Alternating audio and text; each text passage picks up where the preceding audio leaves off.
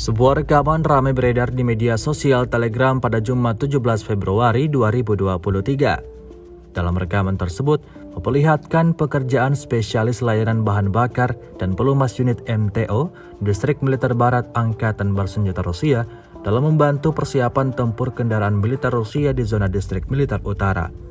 Seperti yang terlihat dalam rekaman, karena tak boleh ada yang terlewatkan satupun, para prajurit melakukan persiapan dengan sangat sigap dan teliti.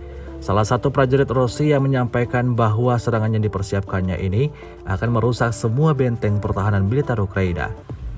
Hingga video ini beredar, beragam komentar dituliskan warganet. Memasuki hari ke-359, Rusia melaporkan 385 pesawat Ukraina, 209 helikopter, 3.152 kendaraan udara tak berawak, 404 sistem rudal anti pesawat dieliminir sejak awal operasi khusus. Dari kubu Kiev, Kementerian Pertahanan Ukraina melaporkan 690 tentara Rusia dieliminir dalam sehari terakhir. Также ездим, обеспечиваем по разным направлениям всех, заправляем танки, чтобы они прорвались дальше, могли выполнить свои задачи, так же как мы. Вместе с ними продвигаемся дальше по линии, заправляем, дозаправляем.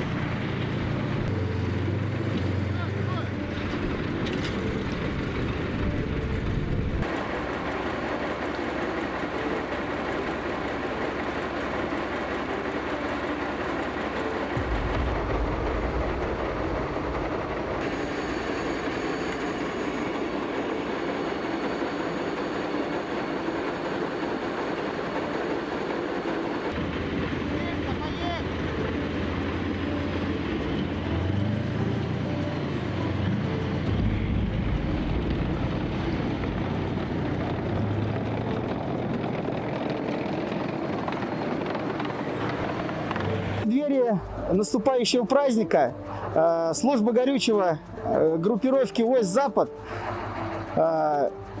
хочет пожелать руководящему составу управления ракетного топлива и горючего, а также ветеранам службы горючего долголетия и здоровья, а также выполнить все поставленные задачи.